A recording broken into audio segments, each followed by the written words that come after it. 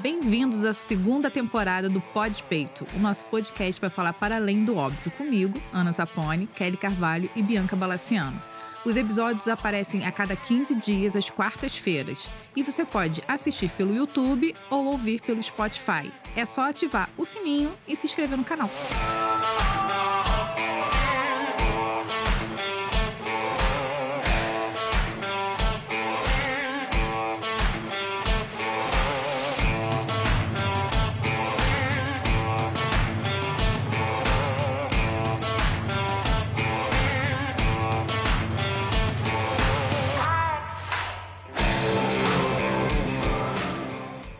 Olá, bem-vindos, bem-vindes ao mais um episódio do Pod Peito. E hoje o episódio é um queridinho do meu coração, porque eu vivenciei na pele, que são os bebês que têm alergia à proteína do leite da vaca, o famoso APL. E para participar do bate-papo de hoje, nós temos uma ilustre convidada, Lígia Lawande. Lígia, pode começar se apresentando para a gente e para nossos ouvintes. Tá certo, gente. Olá a todos os ouvintes. Meu nome é Lígia Lawande, eu sou gastropediatra, sou médica da Lumos, sou a gastropediatra da Lumos, que vocês devem conhecer. Uhul! E hoje eu sou chefe da residência de gastroenterologia pediátrica da Santa Casa de São Paulo. Arrasou! Muito bem. Conhecida como a rainha do cocô. Né? Sim. Mais conhecida como a rainha do cocô. E Lígia, deixa eu começar te perguntando. Você tem sentido nos últimos anos uma super diagnóstico de bebês com APLV? Porque quando meu filho, por exemplo, começou com suspeita de APLV, muitos falaram, ai, Ana, não é isso, virou uma moda. Agora, quando qualquer coisa, estão falando que é APLV. O que você tem visto na sua clínica em relação a isso? Sim e não. De fato, a APLV aumentou, né? Então, a gente tem, de fato, um aumento dos diagnósticos, um aumento da prevalência, não só da APLV, mas de todas as outras doenças alérgicas. E, sim, de fato, a gente tem visto mais casos. Mas, ao mesmo tempo, em contrapartida, a gente tem aí um super diagnóstico, que agora o bebê não pode soltar um pum mais fedido que a APLV, né? Então, a gente tem que ter essa interpretação do que está acontecendo.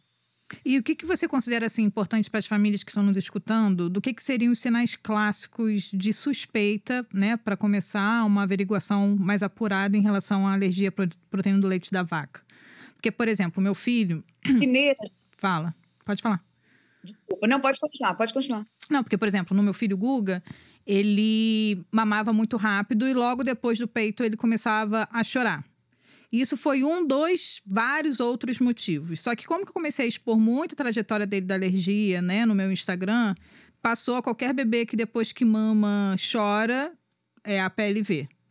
Então, assim, o que seria alguns pontos chaves para, tipo, vale a pena ir para uma gastro para ser avaliado? Ou, tipo, espera, vamos dar tempo ao tempo, porque pode ser um ajuste, né, desse bebê que acabou de nascer no comportamental ali durante a amamentação. Isso é muito difícil de fazer a diferenciação, né? Porque os sintomas de APLV, eles são bastante inespecíficos. Então, eu posso ter, igual você falou, um bebê que chora muito depois de mamar, um bebê que é muito irritado, que parece que está sempre ali fazendo uma digestão com mais dificuldade. A gente pode ter o sinal mais fácil de detectar de todos, que é o sangue nas fezes, né? Esse daí ninguém tem dúvida. Uhum. Apareceu primeira suspeita, APLV. Mas lembrando que 50% dos bebês que têm sangue nas fezes e estão em aleitamento materno exclusivo não têm APLV. Ui! Ui! Então, bastante. É bastante. O que mais? Aí você pode ter um bebê que tem muito refluxo. Ou então aquele bebê que tem uma diarreia crônica, que não ganha peso de maneira adequada, que está sempre irritado. Ou que, ao contrário, tem constipação, nunca evacua. Então, você tem um espectro aí de sintomas muito grandes. Não podemos esquecer das lesões de pele, dos problemas respiratórios, né? Então, broncoespasmo muito frequente, que é um pouco mais raro estar associado à PLV, mas pode estar. Então, você tem vários sintomas aí. Por isso que qualquer coisinha agora a gente fala, pode ser a PLV. E aí temos que fazer os testes necessários, né? Fala, Bia. Não, eu queria fazer uma pergunta, porque assim, a gente sempre conversa sobre isso, né? Então, eu converso muito com a Lígia, a Lígia dá uma aula no meu curso também há bastante tempo sobre esse tema em específico, porque no cenário da amamentação houve um determinado momento, que eu não sei localizar exatamente quando, que assim, a PLV passou a fazer parte do nosso vocabulário, passou a fazer parte das consultas, das recomendações. As próprias famílias vieram também muito com essa questão, né? Assim, e aí você falou um pouco, né, Lígia, sobre o aumento dos casos de alergia e tal. Eu acho que seria interessante se você pudesse ajudar a gente a entender por que hoje os bebês têm mais alergia, ou parecem pra gente que tem mais alergia, ou será que os diagnósticos hoje são mais precisos, eles são mais precoces, porque isso não acontece só com a PLV, né, gente? A gente tá falando aqui de uma série de coisas. Na temporada passada a gente falou bastante sobre a questão da língua, que também é uma outra coisa que angustia a gente. Mas hoje parece que a gente tem mais incidência, parece que a gente tem mais alergia, parece que isso tá mais evidente. Da mesma forma, assim, eu acho que a coisa do leite também é um alimento que a gente questiona muito, né? Tem aquela coisa dos orientais não usarem muito leite, tem a coisa do povo que fala que o leite é inflamatório, e aí que traz muco, que traz dificuldade respiratória, enfim. Tem a treta da lactose e da proteína do leite. Será que você podia dar uma luz, assim, pra gente do porquê que você acha que hoje os bebês reagem mais ao leite? Ou será que isso existe? É coisa da nossa cabeça? O que você acha sobre isso? Realmente isso acontece, tá, gente? O que é uma teoria que explica muito bem isso? Isso é uma questão de evolução. É que as doenças infectocontagiosas, a gente está vendo cada vez menos, né? Elas matam menos, vamos dizer assim, as crianças, atingem menos as crianças. Por quê? Porque nós temos vacina, nós temos antibiótico. Ah, mas eu nunca usei antibiótico. Tudo bem, mas aquela carne que você come vem de uma vaca que tomou antibiótico. Então, a gente está sempre em contato com essa limpeza, vamos dizer assim. E isso vem mudando desde o início dos anos 90 para cá, né? Mais de 1950 para cá, principalmente, vem mudando a nossa microbiota. E a nossa microbiota, a gente sabe hoje que ela é fundamental para desenvolver, para mostrar, né, como é que vai ser o nosso desfecho de saúde e doença no futuro. E aí nós acabamos tendo menos exposição a esses agentes infecciosos, menos exposição a outros agentes que seriam benéficos, como, por exemplo, eu sempre falo isso nas minhas aulas, a tal da teoria da higiene, né? A vida no campo, a vida com contato com animais, isso faz com que o nosso sistema imunológico esteja sempre ligado para combater o que deve ser combatido. Então, eu preciso matar uma bactéria, eu não preciso agredir uma proteína do leite de vaca. Só que sem essa exposição, conforme a gente vai evoluindo, né, e vai diminuindo essa exposição, e vai diminuindo a frequência de doenças infectocontagiosas, e vai tratando as infecções com antibiótico, que é maravilhoso, é tudo lindo, né? Vacinas, tudo maravilhoso. Mas tem um ônus, né? E o ônus é que o nosso sistema imunológico acaba ficando meio capenga. Ele não trabalha muito, não trabalha no que tem que trabalhar e acaba, né, causando doença crônica, doença autoimune, doença alérgica. Então, essa é uma teoria que explica o aumento das doenças crônicas, das doenças alérgicas, das doenças autoimunes. E, claro que hoje em dia a gente tem uma percepção muito maior desses sintomas, né? Eu, por exemplo, chorava loucamente durante os 6 primeiros meses de vida e ninguém nunca falou para minha mãe, que é pediatra naquela época, que poderia ser uma doença alérgica. E hoje em dia eu acho que eu devia ser a PLV. Mas, enfim, tô viva, tô aqui, eupineica hidratada, mas hoje a gente tem esse conhecimento, né? Antes não tinha esse conhecimento todo. Então, claro, com o avanço da medicina, a gente vai identificando questões que antes atrapalhavam muito a vida das pessoas e que ninguém sabia direito o que era. Então, hoje se sabe que a proteína do leite é a principal proteína que causa alergia nos bebês. Por que isso? Porque as fórmulas infantis têm a base do leite de vaca. E para ter o contato, para desenvolver uma alergia, você precisa ter primeiro entrado em contato com essa proteína. E geralmente esse contato acontece primeiro quando, né? Na maternidade, quando o bebê nasce, recebe aquela primeira fórmula infantil. Que hoje em dia os pais até falam, não, por favor, eu não quero que dê fórmula para o meu filho, mas muitos acabam recebendo, né? Por diversas indicações. Se não tem esse contato no momento do parto, no momento ali dos primeiros dias de vida, pode ter a sensibilização que acontece até mesmo intraútero. pelo consumo da mãe. Ah, então agora é para falar para a mãe não consumir nada disso? Óbvio que não. A dieta da nutrista, da gestante e da nutrista tem que ser o mais diversificada possível. O bebê precisa dessas exposições. Mas a gente está falando de um bebê que está programado ali para reagir daquela forma, né? Ele já vem com aquela teoria dos 1000 dias, né? Desde a concepção, ele já vem meio que programado para se desenvolver um bebê alérgico. Então, infelizmente, hoje, se a gente for falar de, nossa, como que eu posso prevenir a alergia, não tenho nenhum subsídio importante aqui para falar de uma forma de se prevenir. Mas, então, tudo isso está imbricado. E, de fato, sim, a PLV é uma doença que a gente vê frequentemente. Ô, Lígia, e é muito comum a gente que trabalha com amamentação, né? A gente já receber paciente que a família já está fazendo a dieta, né? A pessoa que está ali amamentando já está fazendo a dieta porque... Por qualquer motivo, na verdade, né? Viu na internet. Viu na internet. Ou uma prima, uma a prima. Ou às vezes Ou até... a própria orientação na maternidade, tipo, sair com uma listinha do que evitar Pode consumir. comer. Ou o próprio pediatra, às vezes, fala, então tá tendo muitos gases, ou tá tendo muita... A coisa dos gases, eu não sei pras meninas, mas para mim a coisa dos gases, assim, é o que mais aparece na consulta. Assim, ele tem muitos gases, eu escuto a barriguinha dele fazendo barulho, e leite é inflamatório, então é melhor eu parar de consumir e tal. Acho que agora, nos últimos anos, isso até deu uma diminuída, né? Eu acho que assim, a gente acabou...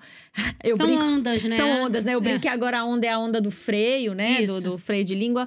Mas como é que a gente pode, talvez, explicar para a família... Talvez eu vou pedir... Como é que você explica para a família que você atende essa questão da disquesia, né? Ou desses gases, dessa imaturidade do sistema digestivo ali inicial para um diagnóstico realmente diferencial de APLV. Eu acho que isso pega bastante no consultório, assim. Como é que a gente pode explicar para pessoas leigas, né? Eu falei a palavra disquesia aqui, talvez as pessoas nem saibam o que... Talvez assim, vou voltar. Explique em palavras compreensíveis o que é a disquesia. O que é normal e do que não é normal. Do que não é normal. E como que a pessoa pode realmente falar, não, isso aqui não é não é realmente o que eu deveria esperar do meu bebê, eu acho que eu preciso de uma avaliação. E quem deveria fazer essa avaliação? Bom, então, começando, né? É muito difícil separar o que é bebê fazendo bebezice do que é doença, né? Se eu tivesse um marcador, um exame, alguma coisa assim, ia ser muito mais fácil. Então, a gente tem que lembrar e acalmar os pais de que os bebês têm muito distúrbio funcional. Eles produzem gases de uma maneira absurda e isso é normal. Pensa que você tem uma criatura que está crescendo de uma maneira exponencial. Ele está aumentando de tamanho absurdamente. O intestino está crescendo muito e muito rápido. Então, o bebê reage a esse crescimento todo, a esse desenvolvimento todo, essa maturação toda, de maneiras diferentes. Daí vem a cólica, daí vem o choro, a irritação. Você não pode querer que a digestão desse organismo que acabou de chegar no mundo seja uma digestão perfeita. Óbvio que não é. E esse bebê está recebendo leite materno, que é riquíssimo em lactose, que produz gás pra caramba e dá distensão abdominal. Então, você tem todo esse contexto aí, primeiro, para orientar as suas famílias, né? Começando falando que muito disso pode ser normal. E quem que vai nos dizer se não é ou não é normal? O tempo, principalmente. Agora, se você tem um bebê que começa a ter manifestações muito intensas, não está ganhando peso, não está se desenvolvendo de maneira adequada, para tudo. Isso aí não é evolução normal. Ah, mas então só bebê que não ganha peso eu vou pensar em APLV? Claro que não. Né? Então, aquela criança que tem uma diarreia intensa, que não dorme direito, que está sempre desconfortável, é uma coisa a ser pensada, é um diagnóstico a ser considerado, né? Ou então a disquesia que a Kelly falou. Então, disquesia, gente, é uma incoordenação entre a força que você tem que fazer na musculatura do abdômen para evacuar, né? Então, quando a gente faz cocô, o que a gente faz? Força no abdômen e relaxa o períneo. Os bebês que têm disquesia, eles fazem força no abdômen e contraem o períneo. Então, fica aquela briga, não vai sair cocô para canto nenhum, eles ficam vermelhos, bravos, estende o pé, estende o braço, até que eventualmente solta um pum, evacua um pouco, ou não faz nada, mas finalmente relaxa, tá? E a disquesia é um evento, é um distúrbio funcional que vai resolver com o tempo e que pode demorar até 9 meses para se resolver. E que muitas vezes não tem absolutamente nada a ver com a PLV. Amiga, até 9 meses pode chegar. E muitas vezes, gente, não tem absolutamente... Aliás, na maioria das vezes, não tem nada a ver com a PLV. Isso é só um distúrbio funcional que vai passar, né? Mas aí também, claro, né? O APLV pode causar isso? Pode, né? No documento mais recente que teve da Sociedade Brasileira de Pediatria, disquesia estava lá como um dos sintomas. Então, assim, é aquilo que eu falei para vocês no começo. Soltou um pum mais fedido? Pode ser a PLV. E tudo bem você pensar nesse diagnóstico, desde que você faça os procedimentos corretos nas etapas corretas e não submeta uma mulher a uma dieta de exclusão desnecessária. Amém? Então, a gente tem que pensar tudo isso. Amém. Ouvimos um amém? Ô, Lígia, você falou uma coisa que eu acho que a gente conversa muito aqui enquanto consultoras, né? Que é a coisa de não ganhar peso, né? É muito comum a gente pegar um bebê que não ganha peso e a primeira indicação ser dieta, né? Então, quem tem um bebê com a PLV, teoricamente tem que fazer uma dieta, né? Livre de proteína do leite de vaca. Então, o bebê não tá ganhando peso, é a PLV. Né? A PLV faz dieta. E você sabe disso, a gente conversa muito sobre esse assunto também, o quanto nesse momento o papel da consultora de amamentação é importante, né? Por quê? Porque antes da gente pensar no caviar, como diz a Bianca, né? A gente precisa pensar no arroz com feijão, que é: esse bebê consegue remover leite? Essa pessoa tem uma produção de leite que é adequada, né? Como é que tá a engrenagem da amamentação? Porque a gente tem muito bebê que não ganha peso, que na verdade é baixa ingesta, né? Um bebê que não tá conseguindo remover leite, seja por um motivo dele, ou seja um motivo, né, de quem tá amamentando esse bebê.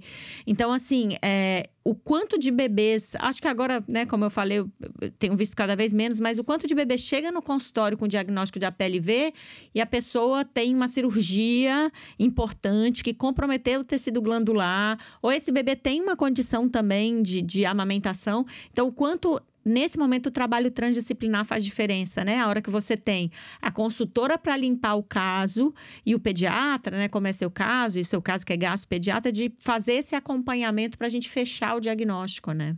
E no meu caso, eu até me senti meio que culpada por ter demorado praticamente um mês para suspeitar da PLV, porque eu fiquei justamente nessa dúvida. Será que o Guga faz bebezice e eu tô colocando uma patologia onde não existe?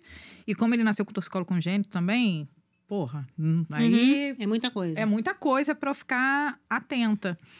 Então, assim, com 28 dias, eu tirei toda leite e derivados da dieta e ele nasceu bem gordinho, né? Ele nasceu com 4,120 kg. No retorno, tava aquele perda de peso normal. E aí, próximo de um mês de novo, ele tinha perdido. Só que aí a pediatra falou, teu filho tem gordurinha, né? Tem aquela gordurinha que dá para queimar, vamos... Mas no momento que eu interrompi a alimentação com leite derivados, em uma semana ele ganhou 1 quilo. Uma semana? Em uma semana ele ganhou 1 quilo. Porque eu sabia que a alimentação estava bem estabelecida, né? Só que era aquilo. O Guga, ele mamava, logo depois ele chorava. E na questão das fezes, como não tinha sangue... Então, meu marido falou assim, é normal ele fazer esse cocô e voar o cocô no quarto? E aí comecei a... Caraca, realmente... E aí eu me senti uma merda de profissional ali, né? Porra, com meu próprio filho não tô conseguindo identificar. E aí eu identifiquei, passei a questão para pediatra, então vamos cortar. E no que cortou, e dá um alívio também. Quando você vê o resultado, e demorou um tempo pro Guga voltar a mamar no meu peito e não chorar depois. E aí eu falo, cara, realmente só pelo meu filho que eu mudei completamente minha alimentação. Mas é legal você falar sobre isso, Ana. Porque, assim, Lígia, a pessoa acha que ela vai parar de consumir e que no dia seguinte a coisa melhora, né? Na amamentação. Como é que funciona, Lígia, assim, a coisa da dieta, né? A Ana falou de leite derivado, as pessoas falam de contaminação cruzada, traço Eu também tive que tal. cortar traço. Como é que funciona mais ou menos, Lígia? Conta pra gente. Lígia, fala também quando você tá direitinho na dieta e se você consome algum alimento, quanto tempo também depois leva. O furo, né? O furo porque isso dieta. aconteceu algumas vezes. Tá, vou falar. Então, primeiro falar do que a Kelly pontuou inicialmente em relação a esse diagnóstico, né? Isso é muito importante, cara, porque muitas vezes você tem aquele bebê que tá com fome E aí o bebê ele fica chorando o dia inteiro, não ganha peso de maneira adequada e muitas vezes não se percebe que é uma falta de alimentação que está acontecendo, né?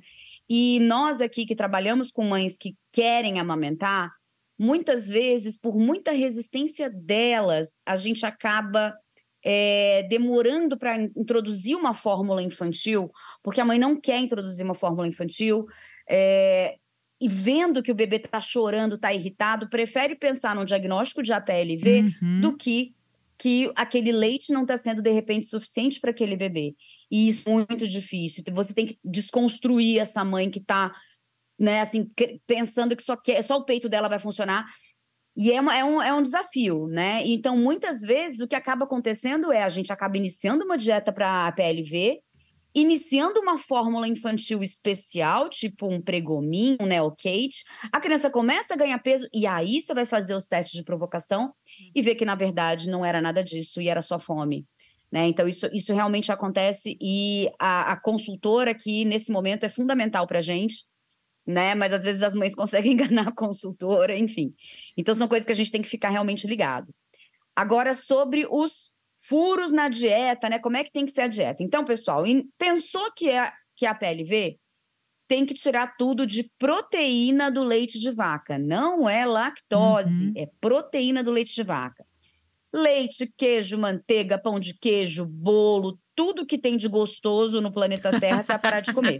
Ah, mas eu posso comer leite de búfala? Não pode comer leite de nenhum outro mamífero, porque as proteínas se cruzam e pode dar a tal da alergia. E aí, e a cozinha? Tem que comprar eletrodomésticos novos? Calma, minha gente, não. Na maioria enorme das vezes, não precisa. É só você parar de comer esses alimentos, né? E ler os rótulos. A questão do rótulo assim, já é um ponto muito positivo que a gente conseguiu que fosse colocado nos rótulos dos alimentos, contém leite, contém glúten, etc, né? Porque há pouco tempo atrás nem isso tinha.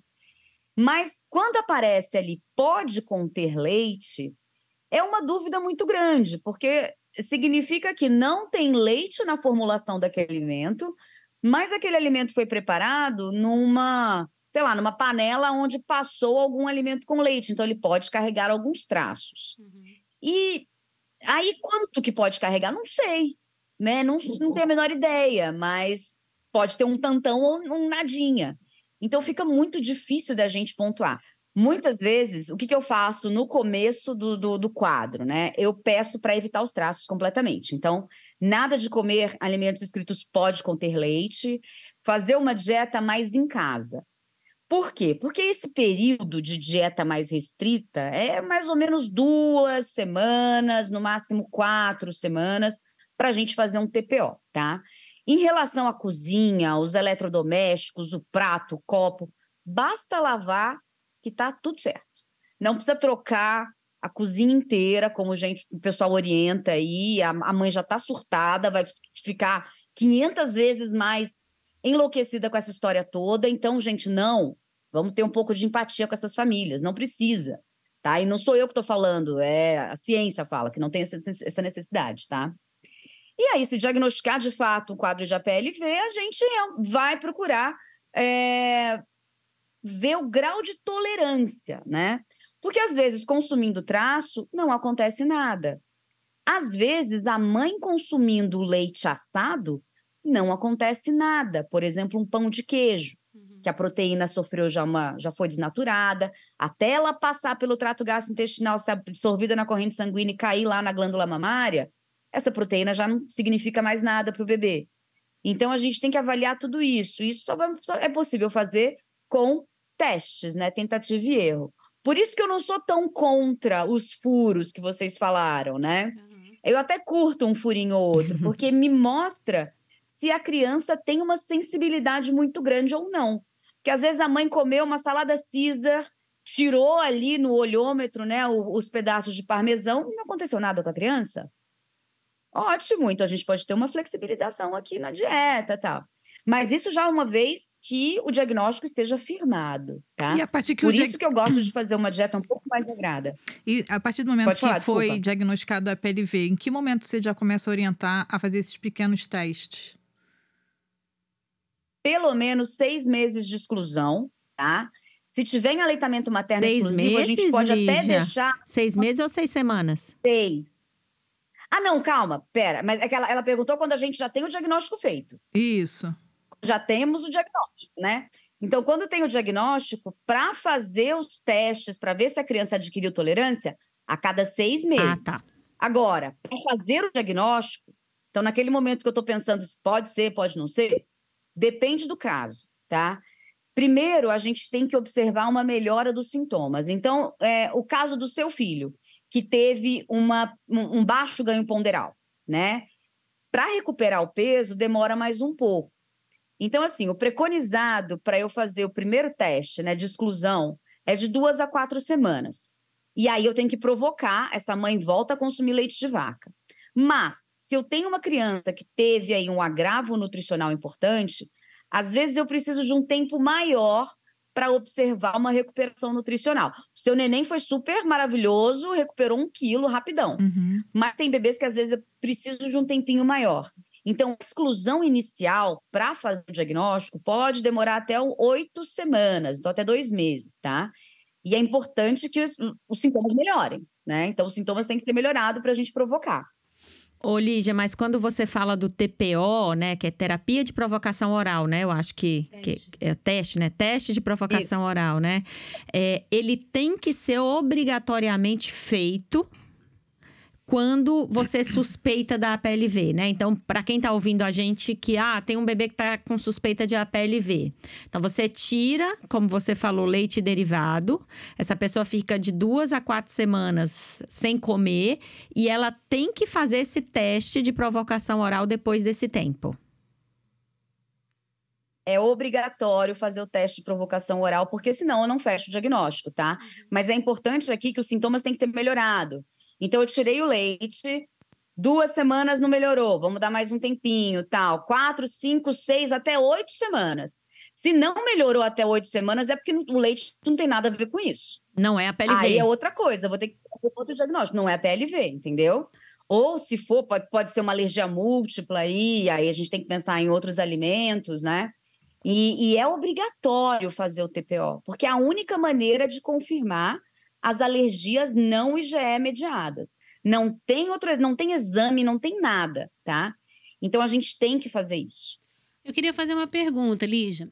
Ao mesmo tempo que a gente tem essa trajetória aí, né, para chegar até um diagnóstico mais preciso e tudo mais, você vai ter naturalmente aqueles bebês, especialmente no comecinho, que vão ter uma reatividade maior quando a mãe consome leite, né, ou derivados e tal, ou naqueles dias que exagerou um pouco mais no consumo.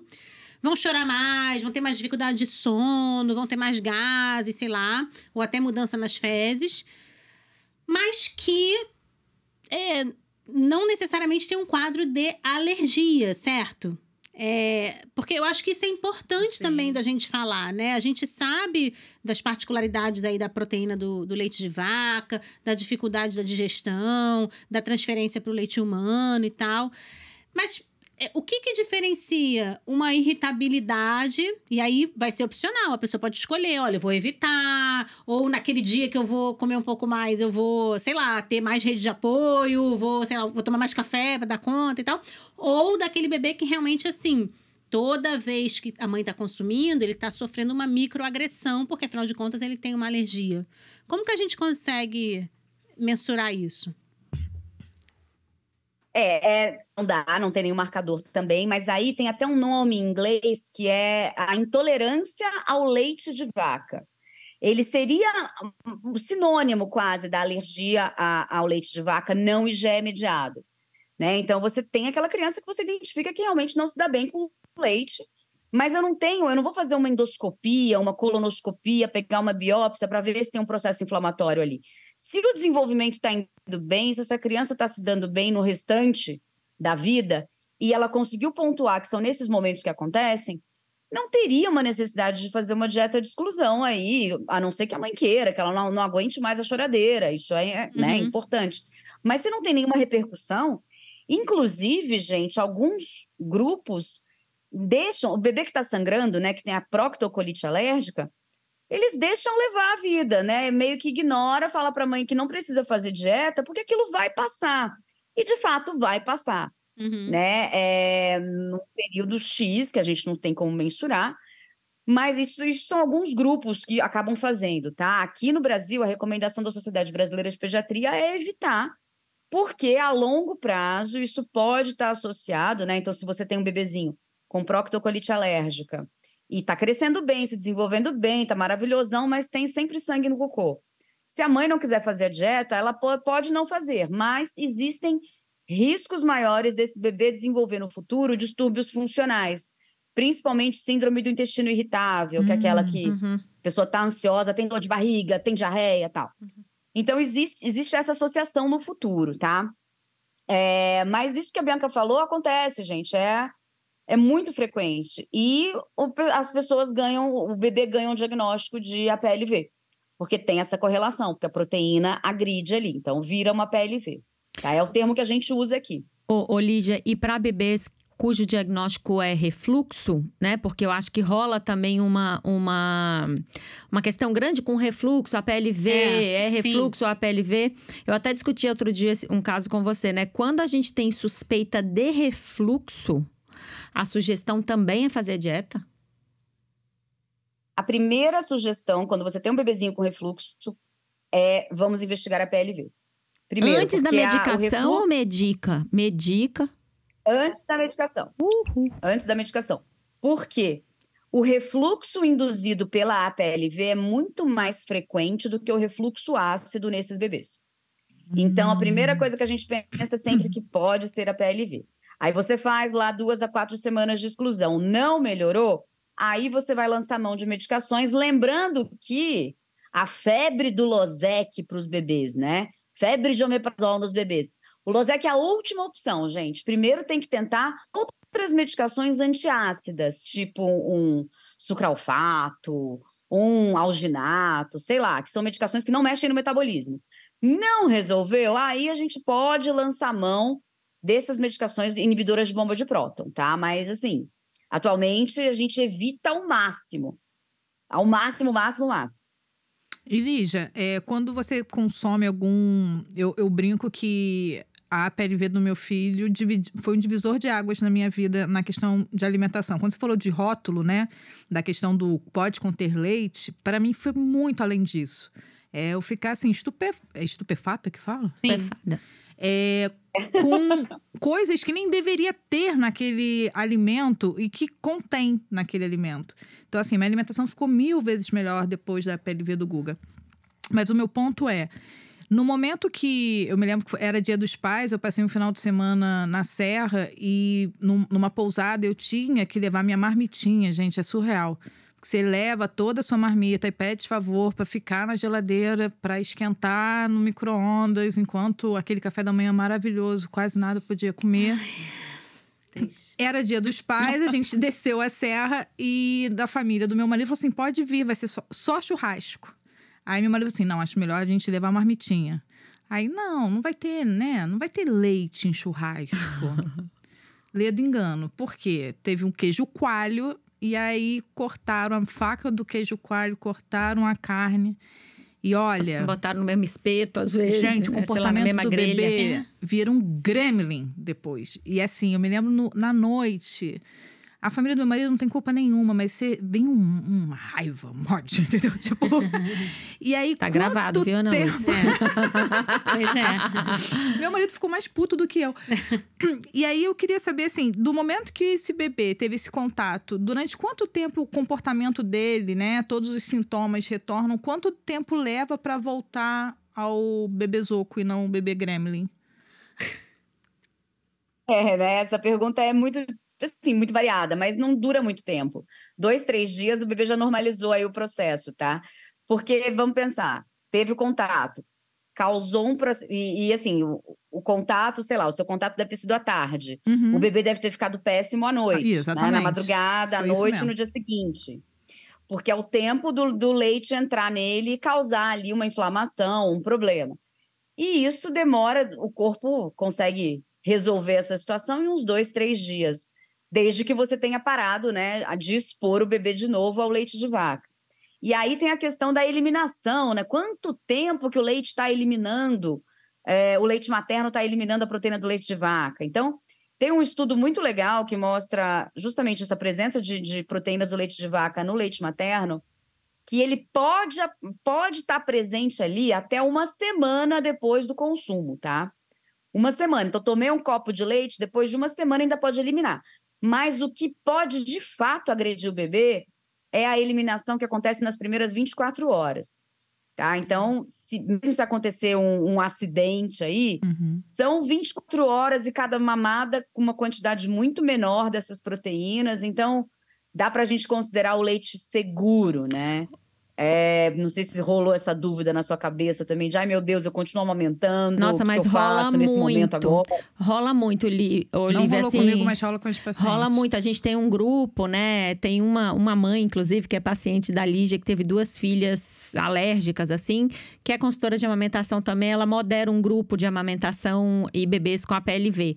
Todo dia aparece alguém lá, nossa, comi por engano, ou pedi, me falaram que não tinha leite e tinha. Quanto tempo eu tenho que ficar sem amamentar? É melhor ordenhar e jogar fora. Então, quer dizer que essa pessoa não precisa parar a amamentação se acontecer um furo, né? Não precisa. A não ser que ela tenha, sei lá, comido um milkshake, um cheeseburger, né? Chutou o balde mesmo. Mas se ela teve uma contaminação dessas, que geralmente são acidentais, não. Segue o baile. Acho que também talvez vai ter gente que vai querer fazer isso, né? Se ela tiver leite guardado, por exemplo, e talvez ela prefira fazer isso para não ter que lidar com os sintomas, né? Eu não sei também se existe alguma coisa que a gente possa fazer com esse leite uma vez ordenhado para limpar ele. Eu acho que não, pelo menos eu não conheço, né? Rola muito também isso de limpar esse leite para depois fora, poder né? oferecer, mas vai ter que acabar jogando fora se a pessoa não quiser lidar com esses sintomas, né? Porque alguns sintomas podem ser realmente super exaustivos, né? Agora, sim, eu acho que talvez seja interessante também te perguntar, né, Lígia? Quais os cuidados que a pessoa que está amamentando... Porque acho que uma coisa, não sei nem se a gente precisa dizer, né? Mas assim, não precisa desmamar, né? Acho que pelo amor quando de você está Deus. vivendo essa situação, é claro que existe essa opção, se isso for a opção da mãe, da pessoa que amamenta e tal. Mas assim, isso não é uma forma de tratar. Acho que pelo contrário, né, Lígia? Melhor para o bebê que ele siga sendo amamentado, né? E a pessoa que está amamentando faça a dieta, né? Mas se talvez a gente possa entender nesse cenário quais os cuidados que a pessoa que está amamentando vai precisar ter em relação à alimentação dela, à nutrição dela, porque ela está tirando aí, fora o prazer de viver, desculpa. Eu tiraria meu prazer de viver se tirasse meu doce, entendeu? Não tirou. Bom, tudo bem. Tá tirando um grupo alimentar importante, né? Então, assim, não dá para ser feito também da cabeça da própria pessoa, porque a gente vê isso também, Muito. né? As pessoas pegando na internet informação, viu uma pessoa fazendo, a outra fulana palpitou, vou fazer também. E quando você vê, a pessoa tá vivendo de água, de arroz, sabe? Assim, então, e tá se prejudicando, porque como é que a pessoa vai ficar, não tá né? se alimentando adequadamente. Especialmente as pessoas que não tiram só leite, né? Porque às vezes é isso, a pessoa chega, ela já tirou leite, ela tirou soja, ela tirou oleaginose, tirou ovo, tirou carne vermelha. E foi tirando da própria cabeça. E foi tirando da própria cabeça. O pediatra e o gastro estão sabendo dessas retiradas. E às vezes mais grave, né, gente? Consultoras de amamentação sugerindo para paciente, por exemplo, dieta. Porque no meu filho, querida, não é sobre a sua história, ok? Não é sobre a sua história. Né? E o quanto a gente fica mesmo mexida quando você vive aquela experiência, né? Mas o quanto não está no escopo da consultora de amamentação, primeiro, nem fazer o diagnóstico de APLV, isso não está no nosso escopo, e muito menos prescrever dieta. Né? Sem nenhum tipo de orientação, né? E nisso que a Bianca falou da questão não precisa desmamar, eu vivenciei, e muitas amigas e pacientes vivem também, é o julgamento. Tipo, você é louca, você vai parar de comer tanta coisa gostosa, e o seu brigadeiro. Como se fosse uma decisão super, pum, então eu vou desmamar, vai entrar essa fórmula e acabou por aí. Então, assim, até quando você opta por mudar a tua alimentação para continuar o aleitamento materno exclusivo, a mulher é criticada e é julgada. Ô, Lígia, tem algum trabalho, eu sei que você é a rainha das pesquisas aí, né, que fala disso, assim, que o tempo de cura, por exemplo, de um bebê APLV que mantém a amamentação, ele é mais curto, né? Acho que tem alguma coisa assim? Porque acho que é isso, né, gente? É difícil e tal, mas, porra, tem que ter um benefício, assim, né? Além de todos os benefícios. Uma coisa para impulsionar. A coisa para impulsionar. O que a gente tem de pesquisa, Lígia? Tem sim. Então, primeiro, né? Muitas mães recebem de médicos, de pediatras, essa orientação de... Então, acho melhor a gente desmamar, porque não está dando certo na dieta, antes de tentar insistir um pouco mais, né? O leite materno, inúmeros benefícios imunológicos, compostos bioativos que só estão presentes no leite materno e que contribuem para o desenvolvimento da tolerância, né? Quando você deixa de ser alérgico, você vira tolerante àquele alimento. Então, para atingir a tolerância, a gente sabe que o aleitamento materno ele é super importante, especialmente no momento da introdução alimentar, que é um momento que muitas mães acabam desmamando os bebês também, né? Porque acabou licença maternidade, enfim, por N motivos. Mas esse momento é fundamental. Então, os estudos que existem mais consistentes, eles estão associados ao momento da introdução alimentar, sendo um fator muito importante na aquisição de tolerância. Porque o próprio momento da introdução alimentar, ele já é fantástico para a microbiota do intestino. Porque você tem um bebê que passa de receber só leite materno para receber arroz, feijão, batata, verduras, tal. Então, a microbiota dele vai ficando cada vez mais diversificada, cada vez mais saudável, mais forte. Aquele intestino vai caminhar muito mais rápido para a tolerância, né? Então, se a gente conseguir manter o aleitamento materno por esse período, maravilhoso. Mas aí também vem o lado que a gente tem que ver a mãe, né? Até que ponto ela vai aguentar. Porque, ok, leite de vaca é dificílimo fazer uma dieta sem leite de vaca. Eu sou um bezerro, então para mim é muito difícil, né? E tem mães que são bezerras também, e para elas é super complicado. Mas, às vezes, quando a dieta sem leite de vaca não está surtindo efeito, muitas vezes nós temos também que tirar o ovo, né? Que é o próximo alimento a ser tirado quando a gente não tem uma melhora com o leite. E aí vai ficando cada vez mais restrito, e de repente eu vou precisar tirar soja também. E aí, né? Então a gente tem que ver até que ponto a mãe tá aguentando a bronca. Enquanto ela tá aguentando, vambora, gente, já acho maravilhoso. E aí eu preciso de um acompanhamento. Quando a gente começa a excluir mais, preciso de um acompanhamento nutricional, isso é fundamental. E a partir do momento que você tirou o leite de vaca, tem que começar a suplementar cálcio. Porque a melhor fonte de cálcio que existe no planeta Terra é o leite derivados. Então, você está tirando uma fonte importantíssima de cálcio para aquela mãe. E aí precisa repor, né? Então, eu acabo sempre utilizando cálcio nessas mães. E começou a excluir muita coisa, vai para a nutricionista, porque precisamos desse acompanhamento. Mas eu acho que a gente fala muito aqui no podcast sobre o protagonismo, né? Sobre o quanto é importante que a pessoa que está amamentando esse bebê, ela seja protagonista da história dela. Então, nem a decisão de vou desmamar ou a decisão de vou fazer a dieta tem que ser de outra pessoa, né, Lígia? Assim, precisa, eu acho que a gente coloca na mesa, né, o que a gente tem ali, e essa pessoa vai decidir o que é possível para ela, dentro da realidade dela, até quando, né? Eu vejo muito essas duas coisas, assim, né? Profissional dizendo... eu tenho uma colega, inclusive, que a profissional falava para ela, você tá querendo provar que você pode amamentar, né? Porque é uma frescura isso aí, tipo, você não vai bancar fazer isso aí, você tá querendo mostrar para quem? Isso é ego, né? Que você tá querendo fazer, né? Do mesmo jeito que tem o profissional que fala, não, você vai ter que fazer de qualquer jeito. Então, acho que quando a gente lida com aquela pessoa que está amamentando como sendo a protagonista da história dela, cabe a gente, enquanto profissional, oferecer as opções, as sugestões, como fazer, os caminhos, né? Eu vejo muito no grupo, nesse grupo de apoio de paciente APLV, o quanto é bonito, assim, uma apoiando a outra, inclusive pessoas que chegam lá. E a Mainara, né, que é a moderadora lá, que ela fala, olha, será que é a PLV mesmo, né? Porque virou uma pessoa que estuda esse assunto, assim.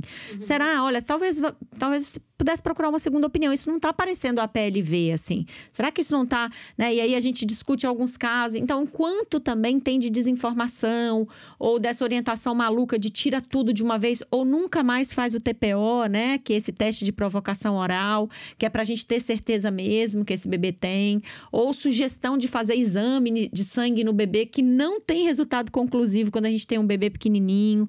Então, eu acho que a partir do momento que a gente trata essa pessoa como protagonista, como uma pessoa, né, gente, dotada de inteligência, sim, dotada de possibilidade de decisão, dotada de uma pessoa que é informada, porque eu acho que decisão consciente a gente só tem com acesso à informação. Sim. Então, primeiro essa pessoa precisa ter acesso à informação para daí ela poder decidir se ela quer ou não. Não é porque algumas pessoas realmente vão falar, cara, isso aqui não dá pra mim, desse jeito não dá, né? E outras vão dizer, eu lembro muito, né, falando um pouco da Mainara aqui, porque eu acho que foi a minha paciente, que hoje é minha colega de trabalho e que modera esse grupo, ela falando, eu lembro quando ela completou, sei lá, 3 meses de amamentação, ela falou, hoje eu sou a pessoa da minha família que mais amamentei, assim, que mais amamentou, né? A partir de hoje eu sou a pessoa da minha família que mais amamentou. E era uma alergia múltipla, ela fazia dieta, ela falava, isso é importante, eu preciso viver isso aqui com a minha filha, assim, né? E todo mundo chamando ela de maluca, de louca, porque levava a marmitinha pra tudo quanto é lugar, não comia na rua, já sabia os locais, né, que poderia comer e tal. Então, acho que é tratar o outro como detentor mesmo daquela história, né? Detentor de um saber, assim. E eu acho que é isso que faz um bom profissional também, sabe? Pensar nessa possibilidade. E encontrar uma gastro que estuda sobre a amamentação também. Pois isso também faz a diferença, né? Que apoia, incentiva, né? Eu acho que faz toda a diferença, né? Eu acho que... E é isso, as pessoas vão encontrar nesse cenário, talvez, o apoio que elas precisam para continuar, né? Sabendo que é possível, que é difícil, porque eu acho que, assim, isso é importante da gente falar, né? Tirar um tipo de alimento, a gente fez umas brincadeiras aqui e tal, mas, enfim, com todo respeito, porque não é só... Isso pode, isso não pode. O comer é social, né? Como a Ana está falando. É uma confraternização, é a possibilidade de você ter espontaneidade na sua vida. Que o filho já tira um pouco, às vezes, né? Dessa coisa de poder... vamos viajar? Vamos amanhã para não sei onde? Vamos agora para uma praia? Peraí. Quando você tem um bebê, você já tem que ter algumas... precauções. Quando você tem uma dieta alimentar, uma restrição alimentar, você tem que ter outras preocupações. Levar as marmitinhas, por exemplo. Já pensar quanto tempo fora de casa. Isso, onde vai te esquentar, se tem talher, sabe? Assim, se vai dar conta do... Aí, você não tem mais aquela coisa do tipo assim, vamos viajar por 2 dias? Vamos ficar mais um dia? Não dá pra ficar mais um dia, colega, porque eu tenho que voltar em casa pra fazer minha marmita. Exatamente. Então, assim, a gente tem que ter essa dimensão, mas ao mesmo tempo mostrar pras pessoas que, olha... É possível, mas só você vai saber se é possível ou não é possível na sua realidade, né? Assim, como a gente precisa terminar, tá, Lígia? Eu queria, de repente, convidar você como uma profissional super experiente, né? E apoiadora da amamentação, que a gente sabe, para, de repente... trazer algumas palavras aí que você acha importante para alguma família que está ouvindo a gente, vendo, né? E está investigando, ou está na dúvida, ou está vivendo as dificuldades aí de amamentar um bebê com a PLV, para a gente poder dar um fechamento. O que você diria para essa pessoa que está aí? Tudo vai dar certo. O bebê vai crescer, vai ser alimentado. Acho que esse é o mantra, tá? Sim. A gente está num mundo hoje cheio de ciência. E isso que as meninas falaram é fundamental. Você tem autonomia, né? Se você quer bancar a dieta e seguir na amamentação, ótimo, vamos seguir desse jeito. Se você não aguenta mais e quer passar por uma fórmula infantil especial, beleza, dá para fazer, tá? Mas levando em consideração sempre que breast is best, né? O peito é melhor, sempre. Mas vai todo mundo sobreviver, vai ficar tudo certo, tá? Então, tira essa carga, essa responsabilidade muito grande de cima de você também, porque hoje em dia, nós estamos em 2023, tem muita coisa para ser feita e muita pesquisa ainda para rolar, mas atualmente a gente tem muitas opções, tá? E procure alguém que segure na sua mão e te ajude a levar essa caminhada aí, que é difícil, né? Eu acho muito legal que a Kelly falou da Mainara. A Mainara coloca várias dicas ali de restaurantes, né? Então, restaurantes veganos é uma opção para vocês. Então, tudo dá para fazer tudo, tá? Só precisa da orientação correta.